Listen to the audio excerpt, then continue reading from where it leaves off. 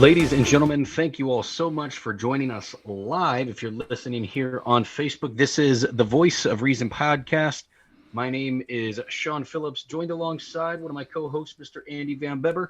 And today we've got a special guest, Mr. Shawn Yates. Shawn, how are you doing today? Doing great. Relaxing in the study room at school, so doing well. Nice. Andy, how are you doing? Hey man, we survive. Should we mark our Facebook status as survived the great Facebook outage of 2021? Yes, we are here, loud and proud, and thank God because it's the only live streaming service we've got going right now. So we'll take now let us back up today. We're getting feedback somewhere. I don't know where we're getting it from. Is it we're getting it from me? No, We're getting it from me. who Oh, I'm knows? the culprit. I'm the culprit. You son of a bitch! It's me. I was the one. While he figures his life out, I'd like to give a quick shout out. This episode of the Voice of Reason podcast is brought to you by Van Beber and Sons DJ Services. One of the best ways, if you guys are in the Pike, Lincoln County area or spread across Missouri or Illinois, please check out Mr. Andy Van Beber and Sons DJ Services for all your DJ service needs. Bar mitzvahs, circumcisions, birthday parties, weddings, whatever you've got going for you. Unless Van Beber and Sons DJ will take care of it. I could go without the. I think I could go without the circumcision, but mention this. That's the most important event. Right. Mention this ad, and we will take 10% off of your cost. So 10% off your DJ services. And also, we are brought to you by American Traditional Coffee. Right now, if you go to AmericanTraditionalCoffee.com, you can get 40% off your entire purchase.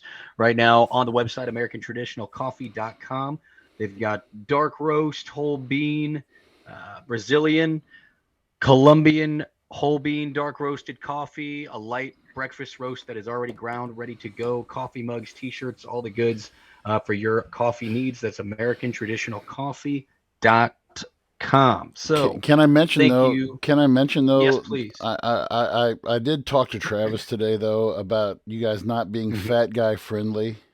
Yes.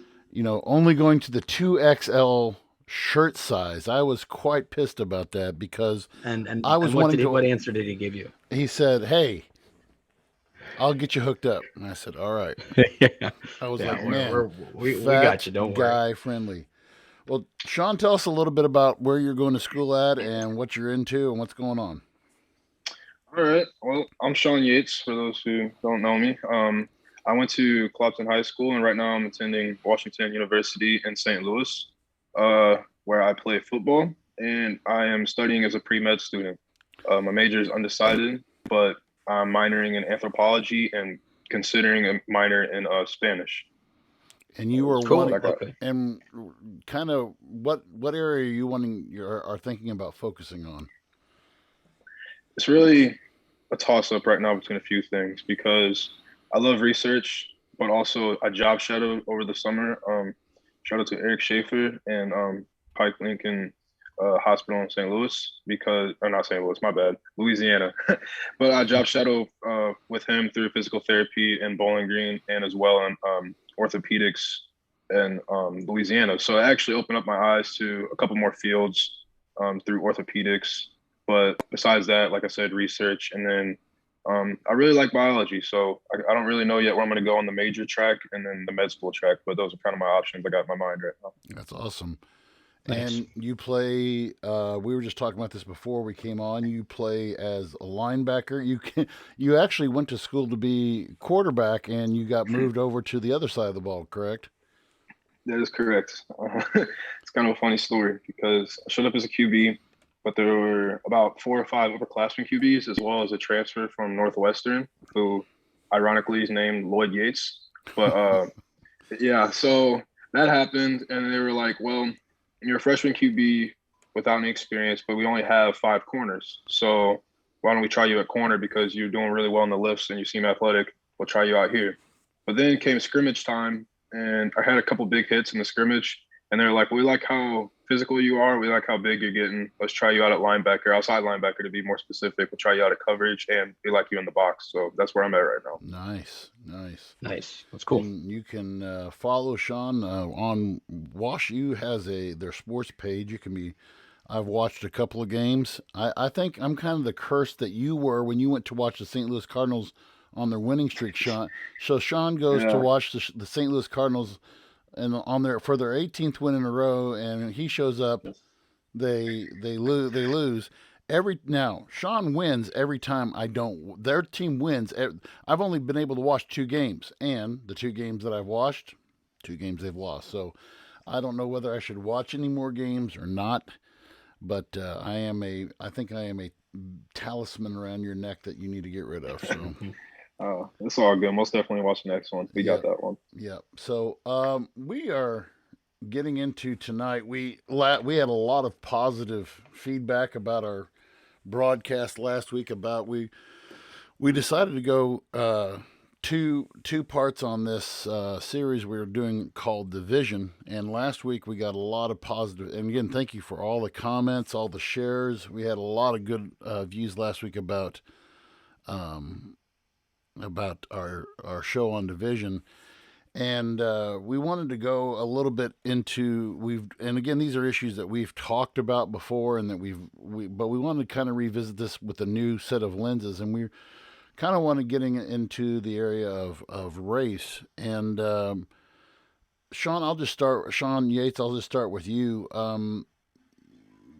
Your your story is kind of a little bit different in the fact that you went to high school at Clopton, which is again predominantly a white school, but we're kind of different out there, I guess you would say. Unless how could you kind of explain describe kind of what your experience was growing up in Clopton?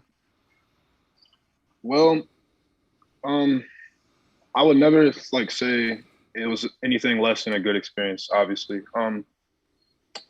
it's really tough to like elaborate after being here for so long at WashU in St. Louis because I never really knew how diverse things could get and how many different viewpoints there could possibly be. Obviously, at Clopton, there are different viewpoints, like even politically and religiously, despite the fact that we're in a region where obviously like the political swing is towards one direction more than being split. But um, overall, my experience was a good one. Like I can't really say like I faced anything like discriminatory or nothing like that because like I was definitely involved in everything like I could possibly get involved in, like just being part of like through you FBA, student council, and then for sports, and then band as well. Just I think being diverse across those groups allowed me to reach out to a diverse group of people already. So I think it was a great experience overall. And then it helped prepare me for a diverse experience that was even more variety when I came here to college. Well, that was the next thing I was going to ask you. How have things changed now? I mean, what's your experience like? What have you seen now? This is your sophomore year of college. Kind of give us a rundown of what you've seen as far as when you look at diversity now compared to where you grew up in a predominantly white school. How have what are you seeing different on the college level? Well, it's I'm seeing a lot more, not necessarily just more viewpoints, but more voices speaking up for certain topics because at WashU there's a heavy like there's a big Asian and Indian and Middle Eastern population. So like back home, obviously national news was always like Black Lives Matter, black and white narrative. But here there is that because I mean being in St. Louis and how national news and everything, obviously there's still that. But now since I've been at school, I never even like heard of Stop Asian Hate or anything like Asian discrimination or had even heard of any cases like that just because like that wasn't on the news as much. And so like now I'm here, I see it on the news, I hear about it through students because I'm friends with a lot of like I'm roommates with a kid who's he lived in Cincinnati since he was 8, but he's from China. And so like just being around people like this more often now, more diverse group of people, I'm hearing about different topics that I never like knew about or knew existed before. So and one of the things that I wanted to, we're going to look at a few things tonight. Um, I kind of wonder sometimes if, and Sean Phillips, you jump in on this same time. One of the things that's Hmm. been kind of bothering me, and we this I led into this last week. One of the things that kind of prompted this was a report that I watch. Like I said, I'm kind of plugged into different. I try not to be all conservative or all. I try to get on all plugged into all sources, and I saw some headlines on Bill Maher's Real Talk it was last week, and I know Sean's can't see this headline, but this was one headline that he had shared. This was not this one. Sorry, wrong one there. These two headlines here. So one was from the National Review. This was last, or this was. I actually looked this one up, and this one was from the National Review, and it was. Let me get the right date on this. This was. This was published on September 9th. The University of Michigan Dearborn holds a white only virtual cafe event. Now, this is something to me that is sending us back. Just to give you guys a little bit of background about this, the University of Michigan Dearborn hosted a virtual discussion on the Tuesday the 8th. It's dubbed it the Non Person of Color Cafe, an event that appeared to welcome only white students, ignited criticism for the school for its decision to hold an apparently segregated event. And their idea behind this was, where was it at? It said the virtual discussion for students of color was, well, no, that's not the one I'm looking for. It was to discuss their white students' experience on campus and in a non POC in the world. So, do you think? I mean, guys, this is one of these things I think that we're trying. I don't know, in an attempt to move forward in progression in our society, I think that we're taking steps backwards, and I don't get this because another stat that I had found out, and again, here's another. This is again for those who can't see this, but this was out of these are NCAA. I have some stats here out of the NCAA. Now this is I believe this was Division 1 and 2 schools. So Sean, this might actually I don't know if you are you guys D2 or D3. We're D3.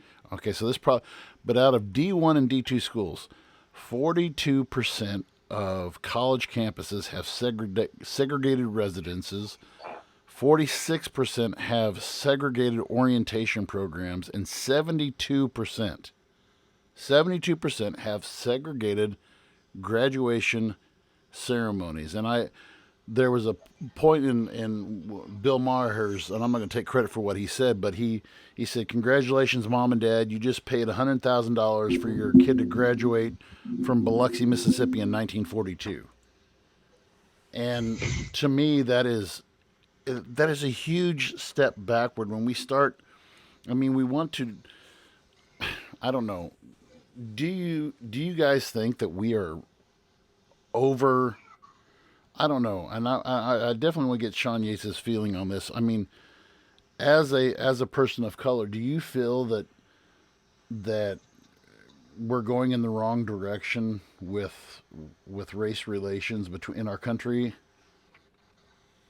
Um, so as someone who's uh just being biracial with a black dad and a white mom, I always try to like look at things from both perspectives to start off with. So that school in Michigan story, Mm-hmm. I can almost see where their uh intention of having that is like, okay, we don't have many white oriented groups on campus because at WashU, I know we have a lot of black oriented groups on campus, like religious groups, athletic groups, or even just like minorities. Like I'm in a group called minorities, like pre-med students. Like it's called MAPS, but it's like Minority Association of Pre-Med Students. So my only thought is that they're thinking, okay, we'll do ours. However, it kind of it kind of blurs the purpose up of what the black one is, like the black organization is not even just black minority organizations. I should say that as a better term, Mm-hmm. because I feel like those are more for the empowerment And for just because of like the history of minority, um, I don't really know how to word this right now, but just the history behind discrimination and disempowerment. Mm-hmm. So that's kind of the purpose behind those. Whereas the white one, it's kind of hard to put that purpose behind it because of the history. So that's kind of my viewpoint on this. Is that's why it's causing so much criticism. And that's exactly what I mean. You know, I think when you have to we have to have a discussion with everybody in the room. You can't just say, okay, white kids, how are you feeling about this? Okay, black kids, and not to forget, and I'm glad that you brought this up, Shawn, is that you know we don't focus on. I mean, it's just we focus black white, but I mean, you know, we had that shooting down in Atlanta over the summer that was targeting against Chinese Americans. But that doesn't, well, that doesn't sell. To me, that's like the news says, well, that doesn't sell enough newspapers. That doesn't sell enough copy. And to me, we are, I don't know the right way to approach this because I want to get into critical race theory here in a little bit. But Shawn Phillips, what are your thoughts here? Yeah. No, I actually completely understand. Or let me rephrase that. I don't understand because as a white guy with an even whiter lineage of white people that came before me, so I understand. Like, damn it, I don't understand. I see exactly why these programs are in place, right? I think there's a big misconception that they are, dividing or trying to kind of, not include in most cases like white individuals, but that's not the point. I think the point of it is to celebrate and more of give other races an opportunity to thrive and experience certain organizations that, regardless of whether we want to admit it or not, 50, 60 years ago, these are not clubs that could have existed. So I see where people are like, well, it's divide. Like, what if I'm white and want to join? It's like, hey, motherfucker, you've been able to forever. It has never not been a thing. Like, it has been a thing forever. Like, when people get upset about like historically black colleges or universities, um you got to understand, there was a long period of time where black people couldn't even be educated, couldn't vote, couldn't legally vote. So that's why there are certain things, there are checks and balances in place now to make sure that, like you said, when we get into critical race theory, it's not about like, okay, I don't believe it's not the whole, well, give these things to people of this background now. No, like, these are things that should be celebrated. Like, when I'm looking at the portfolio, like, when it's talking about their segregated living, well, how much of that percentage is like taking it, if there's like an all black fraternity or all black sorority, like, does that count as segregated living? And I think it's the same for the graduation. Like, look,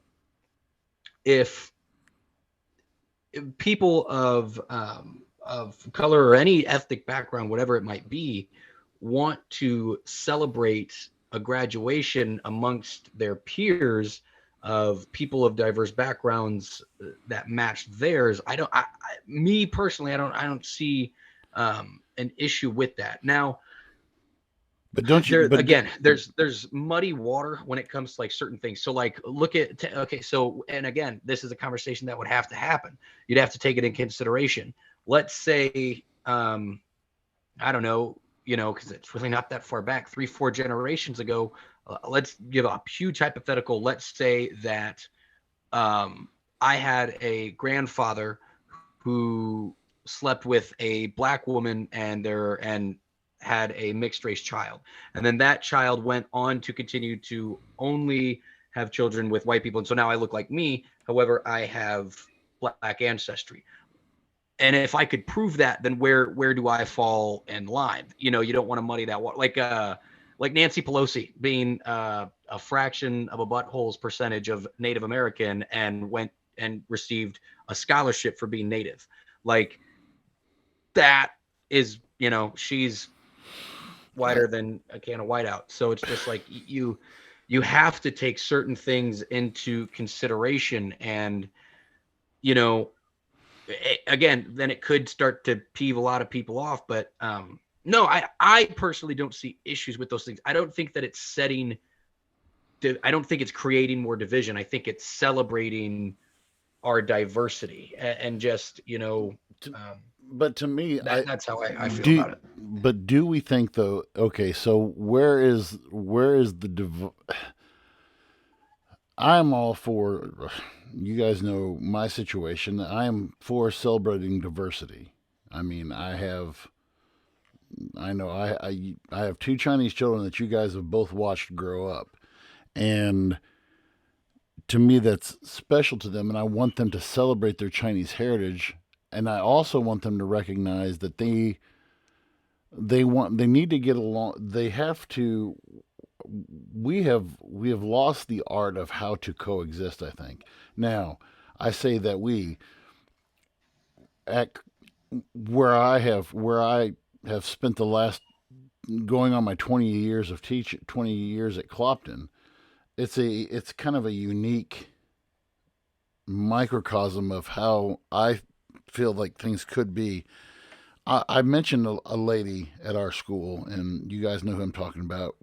We know her as Miss Joanne. Miss Joanne was part of the first a non-segregated class that attended Clopton in 1956, and she will tell you the story of every time she tells the story of how, when she first came in, that there were race issues in Louisiana, Missouri. There were race issues at Bowling Green. They had a lot of fights that broke out. She said at Clopton she never remembered a one. But yet you look at the bigger picture and how people.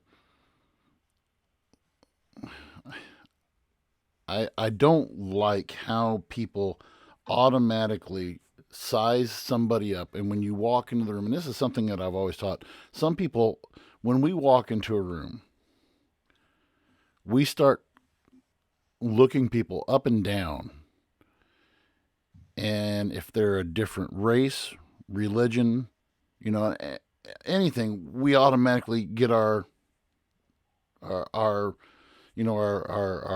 already judging. And I've said this to my kids before whenever I discuss discrimination.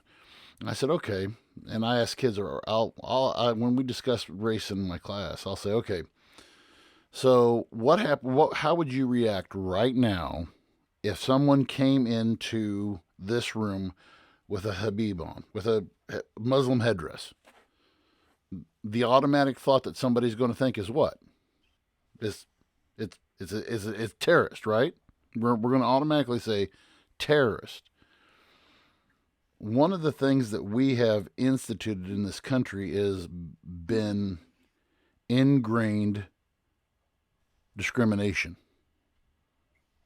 I mean, Shawn Yates, have you been in that situation where you feel like eyes are on you? When you go into someplace, you've got friends in Bowling Green, Louisiana, all over Pike County, Illinois or Missouri, but do you see yourself? Have you experienced that kind of, where you've almost had to say, "Hey, it's okay." I don't know how to say this, but what are some areas that you have faced in the area of discrimination, or have you seen that? Or because I know you're a very engaging guy that wants to. You're very you're out there, and you put a lot of people to ease who know you. But what's some things that you've experienced in your life? Yeah, it's just like, especially throughout my younger life, it's very tough sometimes because it was very tough sometimes, I should say. Like, there was a lot of moments where I had to just bite cheek, bite tongue, because some people just have preconceived notions about certain topics or certain people, and it's just really tough sometimes. Like, I think it all comes down to what we've been talking about, like generalizations, that people are making generalizations about a certain race, a certain kind of people. And it all comes down to what we've seen in the past, what we've seen before, and like what we're taught. And there was many times just where like for the specific example is the riots and the protests for Black Lives Matter. And I'm gonna be honest, like before I came to campus here, I was strictly on the side that peaceful protest is the only right option in my eyes. However, after talking to many Black people who have lived in the city and have taken part in protests before, it started like making me like not. I'm not going to say I necessarily agree with it, but just hearing the viewpoint that we've been silenced for decades, years, centuries, and what has peaceful protest got us? It's got us more times on the news where we're seeing Black men shot and killed. So it's just really hard. It was really hard sometimes, like in school, and I didn't even know it, where it's just you get there was just a certain viewpoint that like just spread throughout the whole area like wildfire, and that was the right one, just because we didn't have that diversity, that variety back at home where I'm from, and that was what was taught. So yeah, it's just very tough sometimes. Isn't it? Is it? I mean, is it a? I know it is a problem, but you mentioned a very good point there of how, and Shawn and I talked about this last week. We are not. I mean, we have short memories. We are literally one. I'm one generation removed. You guys are two.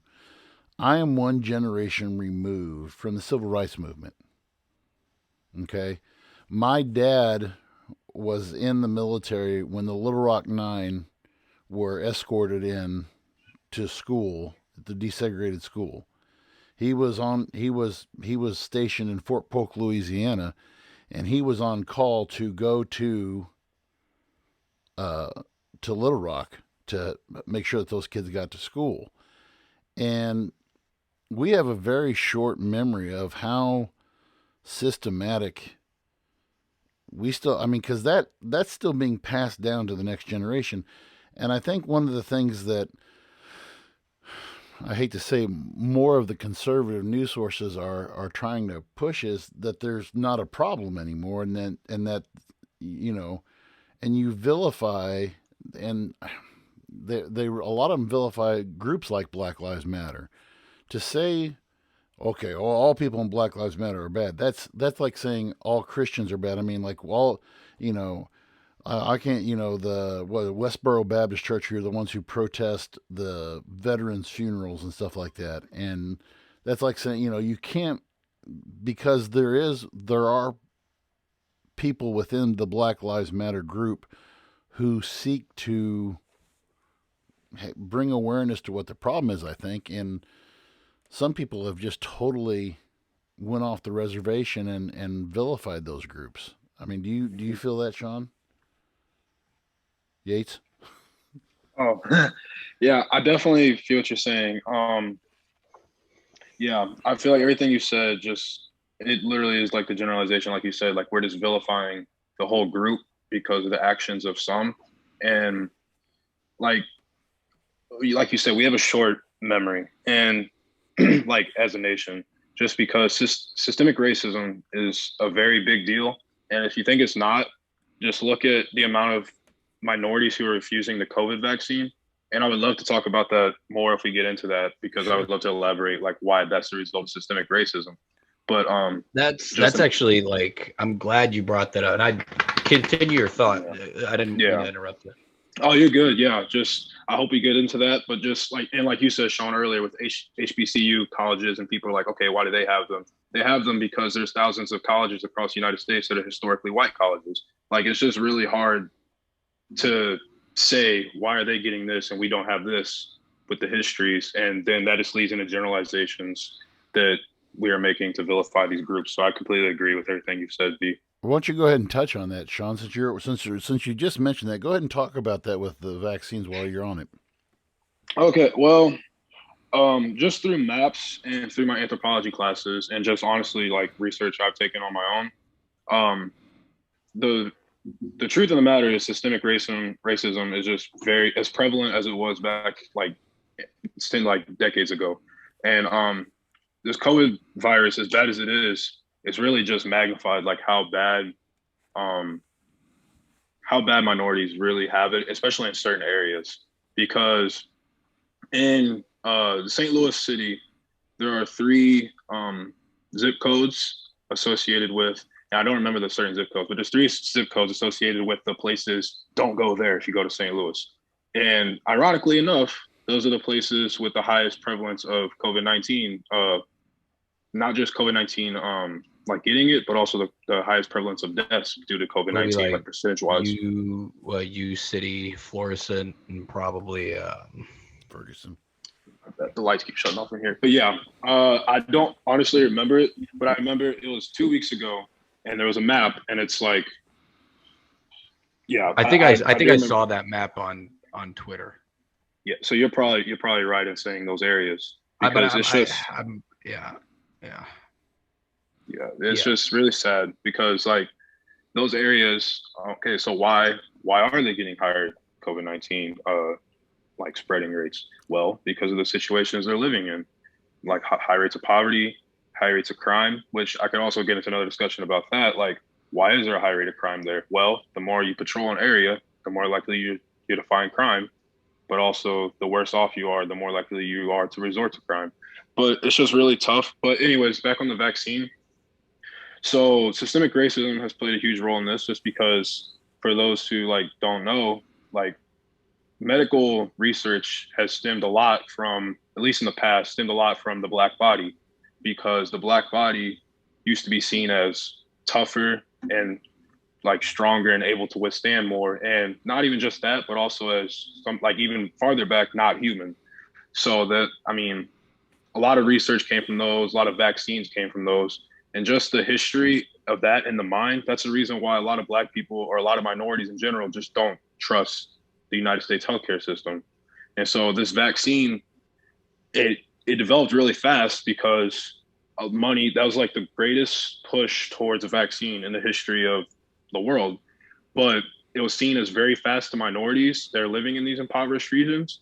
And the research and the news behind the vaccine never reaches these impoverished regions. All they know is here's a vaccine that came out in 2 months for this new virus that's been killing many people around you. So they see it as, oh, they're seeing if it works on us, just like the history of this. And they don't trust that. They don't trust that system. So like here we see systemic racism causing people to be more predisposed to dying to this deadly virus. What year was it when there was a group of black, I want to say it was either airmen or army soldiers who were injected with syphilis? And this was under this was a United States, this was in the United States, some kind of, it was researching syphilis, the effects of syphilis in the human body. And these were black individuals. Some were the military. That's where they got a large portion of them were told that it was a vaccine for something, but in fact they were injected with syphilis. And it wasn't until decades later when it came out that this was actually a thing. I'm glad you mentioned that, because that's actually something I have a pretty diverse cast of friends in the St. Louis area. And oftentimes, in the news, when you see shit see any of the new, God forbid, any of them, you typically see a lot of, conservatives saying, well, all, it's liberals that want you to get vaccinated. And then you see on the flip side of the coin, a lot of the liberals are saying, oh, it's just these Trumpers, these Trumpeteers that don't want to get, vaccinated. And if you don't want to get vaccinated, you're an idiot and you're killing all the people around you. You're selfish. But it's just like the 2016 election, there's a large silent majority of people that aren't, really wanting to bring up their vaccination status or lying about their vaccination status because they don't want to be judged by the wrong group. But also that's a big thing that my circle of what I've seen are a lot of people that I know that are black are very adamantly against the vaccine. Again, that's just my group. That's not that's everywhere in the United States, but way more common than anything else that I've kind of seen before when it comes to stuff like this. Very adamantly outspoken. Naturally, conspiracy theories were something that I would see amongst certain, people, but This was like the first time I've got a friend from New York that's very adamantly against the vaccine, and he's constantly, daily, sharing different things like from the U.S. like that has happened in the past, and he's like, "What's any different? What's any different about this shit that we're seeing now?" And like I think about that a lot. Like again, when we go into like way more in depth things like MK Ultra, which was a real CIA government funded research that involved the raping and sexual abuse of children and brainwashing and drugging individuals, and that was a real program. Like that is documented, that is real. So why, it's not so far fetched that people would be concerned about other things even though it's 2021. Like it's not that crazy. It really isn't. And then again, like you had said, Shawn, talking about how this was the fastest pushed vaccine that we've seen, it's also made a lot of people a lot of money. I shared a statistic with Andy a while back that went over that showed the stock changes for Pfizer, for Moderna, for Johnson and Johnson, and the amount of money that stockholders made within those companies. And it begs to show, how many of our House reps that have been pushing the vaccine had bought in on these companies before they were announced that they were going to be the ones developing the vaccine, and before prices skyrocket. I bet there's a lot of fishy shit like that we're not seeing behind the scenes. Definitely, So there was a lot of money made. so Shawn, do you feel that do you feel like the do you feel like the African American community? So I want to go back to something that you said earlier. Their lack of trust for the American, I mean, just the medical system in general. Do you think that that is probably the leading cause as to why the this we're seeing such a spread within the African American community, or is it just something that is it? I mean, not having enough people going into to these impoverished areas of St. Louis who aren't the vaccine just isn't being made available to them, or what do you see in here? Yeah, I think you kind of hit the nail on the head with both of those reasons that you mentioned. Is one, they don't trust it because of the history behind Black people in healthcare, and then two, in these impoverished regions, proper healthcare is not being extended to them. Um, it's just it can be reflected across many different health policies and health care areas. So, I mean, just for an example, obstetricians or people who give birth, like help deliver babies. I did a paper about not necessarily those, but they were used in a paper that I made about healthcare among incarcerated individuals. And a big topic that came up in my research was okay, what are the differences between obstetrical care between minorities and white women? And the big, like, just the common theme was that Black women tend to have a more higher rate of having birth problems or maternal health problems than white women.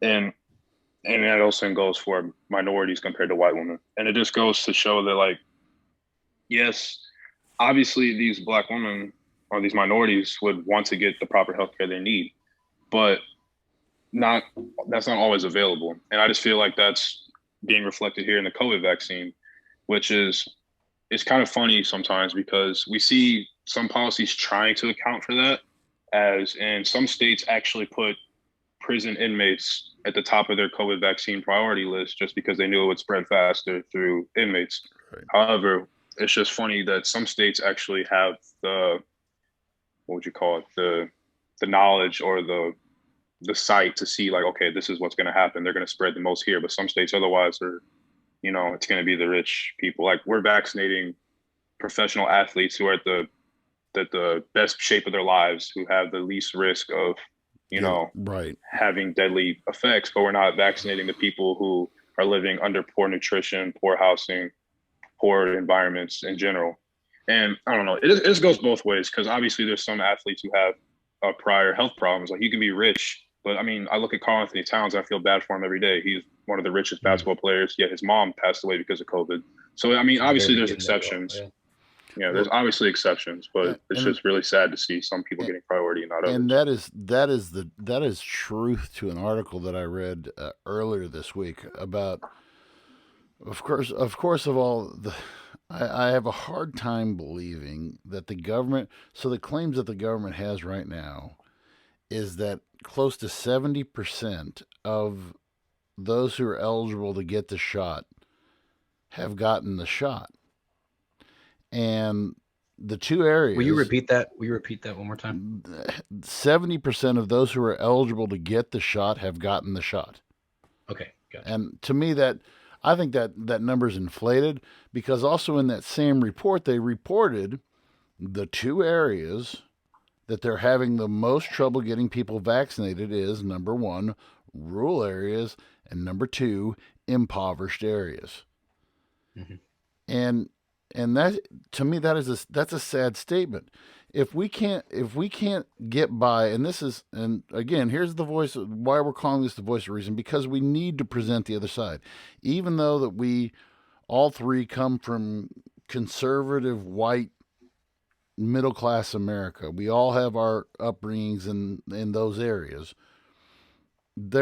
Somebody has to address the elephant in the room, that there is racism that occurs. Now, that brings me to critical race theory. Now, this is a controversial topic that people are having as a means to educate people about what's going on, because we have walked around with blinders on our eyes, and as probably the lone person in this room who's was alive in the 80s, but we walked around with these blinders on our eyes that said, okay, well, there's no racism in America. We're all good.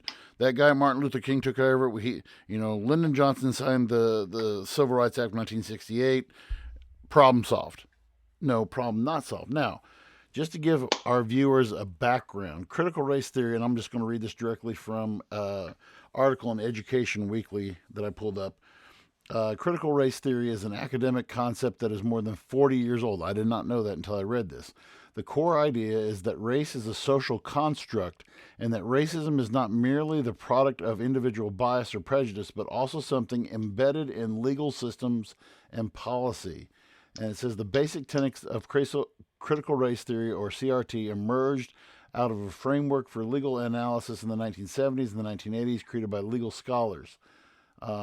A good example is and this kind of goes with what you were saying earlier, Shawn Yates. A good example is when in the 1930s, government officials literally drew lines around areas deemed poor financial risk by the banking industry, often explicitly due to racial composition of inhabitants. Banks subsequently refused to offer mortgages to black people in those areas. Now, the area behind this, and as an educator, this is where, and you guys can argue with me on this, and I welcome any comments on this. The way I have taught any kind, and right now we're actually talking about Native American and our treatment of Native Americans in my U.S. history class. And the point that I approach when I teach history, and you guys both had me for all the classes that you could have. I know Shawn Yates had me all 4 years. But one of the tenets that I always approach is racism is a problem. Racism is learned. Racism is a problem that we still have in America. But I think some of these proponents of critical race theory go to the point of saying, all right, African Americans, you are oppressed, and you continue to be oppressed, and this is why you can't succeed. And I almost think that the wrong message gets put out by certain proponents of the critical race theory when they teach this, and it sends the wrong message, and it almost sends like an us versus them mentality, when what I think it was designed to do was to say, okay, there is inherent racism that is built into the system. We've talked about it already with the COVID issue. We've talked about that, but people don't want to, and I think that everybody's putting their blinders on and saying, okay, well, we don't have racism in society. All right. So why is it that my father still refers to black people as colored people? I mean, my dad, granted, he's 87 years old. He's getting close to 90. But why is that still inherent in the system? Why should it be, you know, I don't look at Shawn Yates as a biracial young man. I look at Shawn Yates as somebody who I've often referred to him, and he's not, he can back me up this, I'm not just saying because he's on here. I refer to him as my little brother. Shawn Yates is, That's correct. I have known Shawn since he was 3 years old, 2 years old, when I started teaching at Clopton. And I watched him grow up, and he and I developed a friendship over the years, and he befriended, and it's like saying, he befriended my son when Bryson started coming to school, and I thought it was awesome. I didn't see it as it's a biracial kid. No, it was a strong young man who has a strong core of values, who's pouring into another young man. I didn't look at it as a biracial man who's pouring into a Chinese, and I know Shawn didn't see it that way. But isn't it strange? It isn't. I mean, do you think, and either one of you Shawns can answer this, do you think that, there still is that elephant in the room that people don't want to address, and are we addressing it the right way? Let me just put it that way. Are we addressing it the right way? Well, you guys do look alike, so I see why say he's pretty he's prettier than I am, so. Right. Well, okay, so I'll jump on it quick, and before I go too deep, I just wanted to give a quick shout out to good friends of ours over at Four Deep Sports. If you guys are in the Columbia, Mizzou area, yes. Four Deep Yes, Sports yes. group of good guys. If you enjoy sports and being in the know of sports info of what's kind of happening in the NBA, football, all that good stuff, and finding out what the best pizza place in Columbia is, check out Four Deep Sports on Instagram. Yeah, A couple of crazy Clopton cats that are having a good time doing that. We're gonna try to get some of those guys on too. Yes. So onto the topic. So when I think critical race theory, one of the first things that my brain always goes to isn't so much black and white. I always think about Christopher Columbus. Okay, because it wasn't until like I was out of high school, a little bit in high school, it was known Columbus was a scumbag. Yeah. Known. Yes. But it wasn't taught. Okay, when you are up until very recently, we had Columbus Day. Now it is known as Indigenous Peoples Day, right? When I was young, I remember doing projects that celebrated Christopher Columbus and what he did, right? Sailing to America. And I again, when you're younger, it's funny how a lot of my memory was he sailed to America, and the reason why we got the name Indians is because he didn't realize he had sailed to a new land. He thought he sailed to India. Hence Indians. And we're taught, and then there's this big jump from Christopher Columbus landing here to Pilgrims. And then also we're taught that Thanksgiving just so happened to be this wonderful feast that happened all the time. It was after that, the settlers and natives were happy, and peace was, that's what you're taught as a kid. And then once you jump into, once you get into high school, that's when you start to see, oh no, there was violence. There was continued wars there for hundreds of years that followed. When I think critical race theory, it's a tough one to, because I see what you're saying when it's talking about you. If you tell someone consistently, you're a piece of shit, you're always going to be a piece of shit, what's that person going to think? Right. They're a piece of shit. If that's what they're hearing, that's what they're believing, right? If their environment tells them that, that's where they're going to be. If you look at, the product of where you're from, right? So if you're, from a rural area and all around you is farmland, and you're raised in that, and you kind of get trapped, and that's what you're stuck doing, even though maybe when you were younger you had ambition to do something else. but because of that, the surroundings in which you find yourself, that's what you've become. Same with like in the inner city, or say like Shawn had spoken, if like you're around crime all the time, you might more easily follow into a life of crime than not crime, right? It's nature and nurture, right? What your surroundings are might be what you become.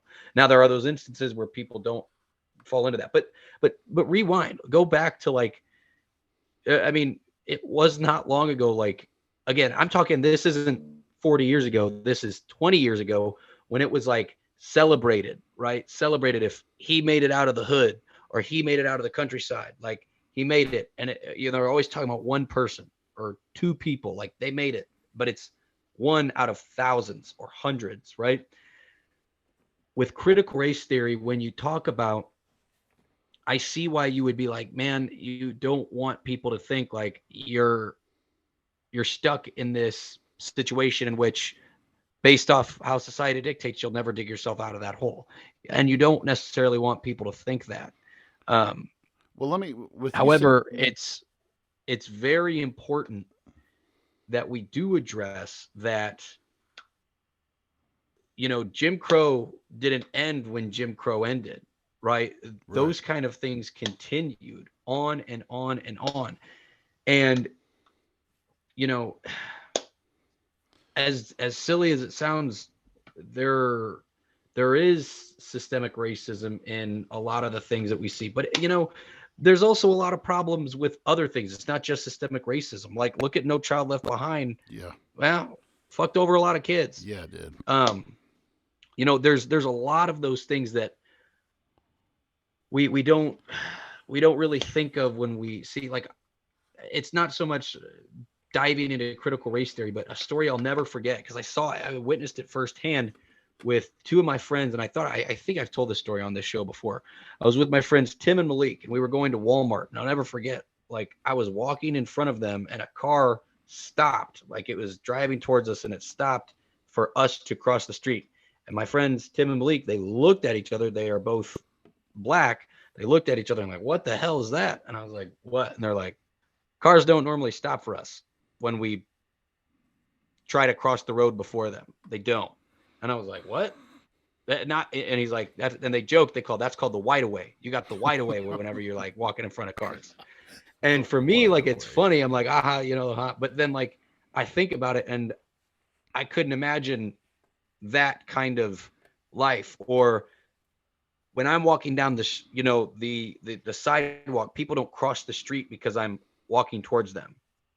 That's not always the case for some people. Well, you mentioned this, Shawn. I'm gonna try to make it to where you guys can hear this. I hope you guys can hear this. But this was so in some of these school districts that are, and especially in Illinois, they're very much pushing critical race theory. I want to play this clip. This was from a June 9th board meeting at Bloomington Normal High School. And I'm going to switch over my mic here, see if you guys can hear this. Well, this clip, if one of you guys could give me a thumbs up if you can hear it, and you guys will see. I know our viewers at home will hear it, but I'm going to switch over so you guys can hear this. So let's take a listen. When you talk about critical race theory, which is pretty much going to be teaching kids how to hate each other, how to dislike each other, that's pretty much, I don't care what you say, it's pretty much what it's going to all come down to. You're going to deliberately teach kids, this white kid right here got it better than you because he white? You're going to purposely tell a white kid, oh, the black people are all down and suppressed. How do I have 2 medical degrees if I'm sitting here oppressed? How did I get, first of all, try not, because I only got 5 minutes now, 5 minutes. 2 medical degrees. No mom, no dad in the house. Worked my way through college. Sat there and hustled my butt off to get through college. You gonna tell me somebody that looked like all y'all white folks kept me from doing that? Are you serious? What's sickening about this whole thing is what y'all doing right now is already something I do in my community right now to speak out against stuff, because black folks are getting told by other black folks, oh, you know you ain't gonna be able to do nothing out there in the world because them white folks ain't gonna let you get no, oh, you know you're not gonna be able to do it here because you know the white man gonna keep you down. Well, how did I get where I am right now if some white man kept me down? How am I now directing over folks that look just like you guys in this room right now? How? What kept me down? What oppressed me? I worked for myself from off the streets to where I am right now. You gonna sit there and tell me this lie of critical race theory? This the reason why black folks can't get ahead because of white folks? Are you kidding me? This is what we come to now. I can't believe we even talking about this right now. The last thing I'm going to say right here is something that's crazy. Martin Luther King said he wanted his kids to grow up in a world where they are judged by the contents of their what? Their character, not their skin. If they letting this stuff go on right now, it is absolutely doing the complete reverse of what he's doing. So when February comes, don't talk about Martin Luther King. When February comes, don't talk about Black History Month. If y'all gonna sit there and just pretty much pee on his grave with this nonsense, that's exactly what's about to happen. When it all comes down to it, the person that's gonna be suffering from this, the one's gonna be hurt from this. So I just wanted to play a little bit of that. I know we couldn't hear it on our end, but a little bit of what was being said by that gentleman. And Shawn, I don't know if I can send it to you, but basically what this gentleman was saying was his thoughts and feelings were in this message was that he thought that there was. Then this guy was a medical, and this is why I was hoping I could get it to play. I'm hoping if somebody can let me know in our chat that they were able to hear that. I don't know if we were or not, but one of the things that they pointed out in this clip was that he felt like it was teaching, and he was an African American doctor who he actually manages a medical group within his hospital, and he says, I met the challenges that were given to me, and yes, our history is important, and yes, it needs to be taught, but in his that whole argument. Thank you, Brooklyn. Brooklyn said she could hear it. Okay, good. Well, it'll play out great when we play it back on playback. But the point he was bringing out was that it's creating instead of critical race theory helping. I think, and it goes back into the implementation of how it's being put in. So to me, there has to be a delicate balance, because if we're not careful with how we implement critical teaching race, I don't even want to call it critical race theory. It is explaining that, America is a great country. But I think sometimes, like you were saying a while ago, Sean Phillips, you were talking about how we gloss over some of the negative things that are put out there. We don't talk about the fact that Columbus was a D-bag. We don't talk about the fact that talk about viruses. He brought it's actually in history, we call it the Columbian Exchange. That Columbus brought over all of these sicknesses and viruses that the indigenous people that he came in contact with killed a large percentage of them because they had no natural immunities built to it. And then he takes those, aside from rape, pillaging, and plundering the Caribbean, that he celebrated as a hero when he returns back to Spain, and that again leads to the taking of our continent, by people it doesn't even belong to. And we, up until in the 80s, I was taught, and these were some of the history teachers who taught me to be who I am today as a history teacher. I had a history teacher who was brutally honest because in grade school, we painted up all we had the coloring contest of the Pilgrims and the Indians and the nice, but we failed to mention all of the broken promises, and that the picture of Native Americans was painted as though they were savages and they were these people and we gloss over that. But I think there's a point where if we go too far to one side, we're teaching divisiveness. But if we go too far to the other side, then we teach that that America was fantastic and everything was great and everything was awesome. And that's the challenge for educators today, is to approach this on a middle ground and say, look, there are issues we haven't fixed yet. We still have racism, and for many people to even acknowledge that we have racism. If you go down to Clopton today and you go down that community, well, I'm not racist or I'm not discriminatory.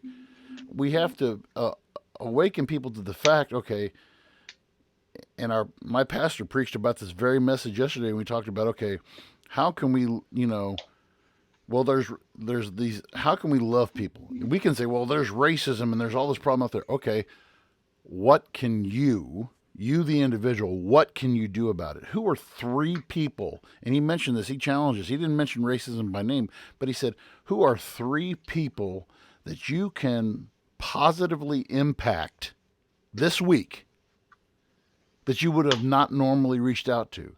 And I say this to our white viewers. Here's your challenge this week. Who are three people? And it doesn't have you don't have to be the one that, oh, we're going to bend over backwards because we're black or whatever. But make yourself socially conscious of, I need to be bridging the gap. What can I do to bridge the gap? What can I do? It can be something as simple as saying, "Hey man, how's your day going? What's been going on? How's your school year been going? How's your work going?" And it's things like that. We think that we have to, oh, we got to bend over backwards and kiss their butt or they got to kiss our. No, it starts by us having conversations. And I'm rambling on, but I'll say one more thing, and then you guys can whatever you want to say with this. And I've actually shared this with both Shawns before. I do Lyft driving, and I do Lyft driving in Springfield. When you go over to Springfield, there are places that you can go to, and you're known to get rides. The majority of Uber and Lyft drivers will go over to what's called the White Oaks Mall area, which is southwest Springfield. When you target there, your target group is within like a mile and a half radius of where you're sitting at. They try to get you people right there. I thought, man, I'm in it for more business, and I want to get, and I don't care who I drive in my car. And so I would go in the exact dead center of town. And I would go to the northeast part of Springfield. A lot of my rides were on the northeast part of Springfield, which is an economically depressed area, and predominantly black people. And again, I'm not saying this to be braggadocious, but to me, I want to make a point, and I disarm a lot of people, especially when black people get into this. And when I take my Dodge Ram 1500 over there to do Lyft driving, and they get all freaked out when they see a 6'3", 325-pound black or white guy pull up in a truck, and hey, how's your day going? How are things going? And automatically you can just kind of see it. We have got to cut through this tension of just being open and honest with people. You don't have to You don't have to carry on a conversation about race. Just carry on a conversation. Sorry, rambled. No, you're cool, man. You're good. I did have an off-topic question for Shawn. It kind of goes back to our first topic, but something that I kind of see. So I wanted to get your insight to see if it's something you've ever experienced as a mixed race individual. Have you ever, seen discrimination from both sides of your heritage? Like a common thing I see amongst individuals that are mixed race, I'll see a thread of like you're not white enough for white people, but you're not black enough for black people. I just kind of wanted to get, like, as someone that is mixed race, if that's something that you've experienced in your life one way or the other. Yeah, there's varying levels to it, in my honest viewpoint and experiences. Definitely not like any bias or anything, but my honest experience on the white side is definitely worse, because when you're known to be biracial, you're mainly known as half black. You're not known as half white. So the fact that's like the preconceived notion, when I go like certain white people, they'll be like, they'll see me as black before they'll see me as biracial.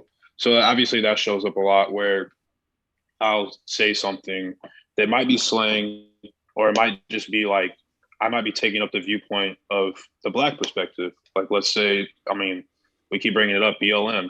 Let's say I take up their side, and it's like a heavily conservative person, and they'll be like shocked a minute. They'll be like, wait a sec. And then they'll click with them like, oh, obviously he might have some affection towards that side like already in his head, and he'll start clicking with them, and then they'll start like watching what they say, or they'll watch like, okay, let me think about what I'm saying, let me be a little more compassionate.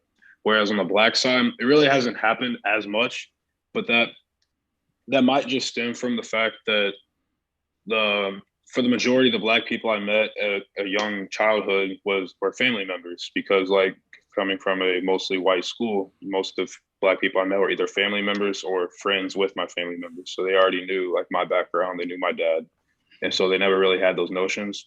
At school here in WashU, it hasn't really happened much, but every now and then when I tell them I come from a small town of like 400 people and it's like in the country, they'll be like, okay. And I literally, I catch myself saying to them, but I'm not country. And so like, that's just something that's always in my head, like creeped into my mind. Like, why do I have to tell them that? Why do I have to tell them, you know, I'm not country? Because like they're already having a preconceived notion when they hear like, oh, he's from a majorly white area, he's half black, half white. Is he going to be like, you know, is he like on the white perspective of things that are like usually divisive between the two races, you know? So I don't know. I catch myself saying that, and it's. I hate that I say that sometimes, because I'm just like, I really just caused another divide by saying I'm not country. But you know, By the yeah, way, that's by how I the see way, things. Sean, say hi to your mother. By the way, Sean, she is watching. Shawn Yates, your mother is watching tonight. I gave her the link to listen to, but Hello, mom. but no, and she was wanting to say she said I wish I could answer Sean's question about both sides and racism. I'm hoping she can get a text to me here quickly and we can put it on here.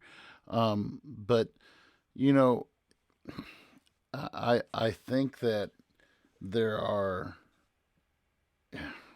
it is one of these situations where it's a problem, and it's an issue with, I think, this predetermination by a lot of people that, oh my gosh, black. You know, and I'll speak to this within the adoption community, and we can start wrapping up.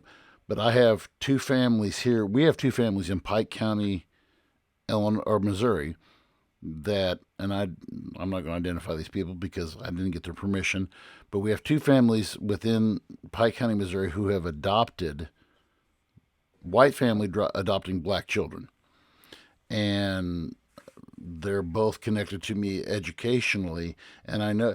And one of the first things that is brought up, when all the, you know, they said one of the challenges they have as white parents of an African American child is we teach our kids to be respectful, and I mean, I've known all three of these children since they were brought home from the hospital, and the two that were brought home from were not from the hospital, but from they were adopted from their places of origin, and their parents, you know, raised these kids up, and they are raised up to respect, to be the best at what they can do. But their fear is, okay, what happens when my son, who the police officer doesn't know anything about, sees my son, you know, pulls my son over? Does my son run the risk of, you know, being shot, being targeted because of his color? Oh, here we go. Here's what your mom said too. Oh, and Sean, you guys can. Sean, your mom says I could take my kids anywhere, and they were seen as white. Sean was a toddler, and I was pregnant with Shayna, and of course had to go to the bathroom. We were in a Home Depot, and the clerk was questioning Scott as if Sean wasn't his. Black people saw my kids as biracial. White people did not. So kind of what you kind of backed up what you just said, Sean. So Yeah. It's You kind were of funny, saying Sean. about I'll Oh yeah, go I'll ahead. definitely have to like talk with you more, because your mannerisms and how you speak remind me so much of my friend Samwise, who we've had on the show as well. And he's a clusterfuck of diversity. He's Egyptian, Canadian, American. He's just a big meatball of everything. But it's very just your guys' perspective and how you see things is extremely, extremely similar. And you can tell that. I mean, Shawn, I've always known you as a smart kid. You know, that was something a teacher spoke about you. And when I was out of high school, when you had kind of gotten into high school, but had always kind of known that you were an athlete and smart, which kudos, because that's few and far between to be both. So you're onto something up there. And by the way, we also mentioned that Shawn Yates is one of few students in Clopton history that did not miss one day of school from kindergarten to his senior year. He was the good kid, Sean Phillips, who did not skip any school. He brought COVID to school. What are you talking about? He showed up sick. Hey. Yeah, no, I kid. But yeah, no, it's made me funny just and hearing you talk, and the thought you put behind it, and just based off, like, I literally could see you searching for getting it out because you had a lot of experience. So we definitely do appreciate definitely reminds me of Samwise for someone your age. You've definitely experienced a lot and have seen a lot. So kudos to you for doing the things you're doing, man. It's cool to see, especially when you have an older brother like V. That's just that doesn't make it easy at all either. So man, I love him. He knows it.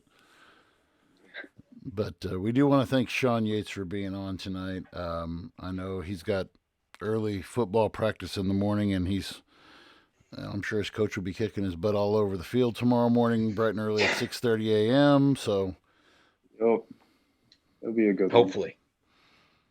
One. It'll be a good one. Just get some more cheeseburgers in you, and you'll be a middle linebacker before you know it. I don't know if I want to make that move. Well, no. Yeah, I mean, this was a really, really great episode. It's nice to especially when we speak on race topics, to not just have a couple of white guys yelling back and forth at one another. It does make it a little bit better, and so that people don't roll their eyes when they're watching it. Like, here's two white guys, more honkies just talking about bullshit that they know nothing about. So we appreciate your insight for sure. Yes. And we do invite you on the topic. We will invite you on again, and when we get to a sports topic one of these years. Yeah, for sure. We'll definitely have to have you on. Maybe like again, once you're not so busy with AM practices and stuff, we'll definitely have you on so we can pick your brain on a couple different things. But yeah, no, it was a lot of fun. You're definitely welcome. Just give us a holler if there's anything that you see in the news or popping up that you want to get on and chat about. Just give us a message, man. We'd absolutely love to have you back on again for sure. All right. Well, thank you. I appreciate it. Thank you for having me, and I'll definitely look forward to being on here in the near future. And Shawn, tell your mother that you love her. I love you, Mom, and I love you, Dad and Shayna, if you are also watching or listening. Nice. But Andy, is there anything you'd like to add before we check out of here this evening? Again, thanks to Shawn Yates for joining us tonight. And thanks for the great feedback that we've gotten over the last week. And I'm sure we'll please share this video and leave some comments. And we always address comments the next week. If we get any additional comments, share this, please. Share, to your Facebook page with your friends, all that good stuff. Yes, and always make sure you guys check us out on Spotify, Apple Podcasts, Google Podcasts, Podbean, YouTube, right here on Facebook Live, wherever you guys give us a listen. We appreciate it. And please, again, like Andy said, share away, whether it's here on YouTube, Facebook, sending the link, even if it's someone that you just randomly share the link to, say, hey, this is a podcast, I think you might like it. Even if, it's just one of your grandparents and you can find a way to sneak it into the nursing home and get a couple of them listening to it, and they'll be thinking that it's just background noise and they'll be pissed off because we're talking about interesting topics. But again, this episode was brought to you by Van Beber and Sons DJ Services. Again, make sure if you do listen to this podcast and you do decide that you need a DJ for your son's next spree, make sure to let him know about this and we'll get you 10% off. Also, American Traditional Coffee at AmericanTradtionalCoffee.com. 40% off all products are there. So again, thank you all so very much for giving us a listen, and we cannot wait to talk to you guys next week.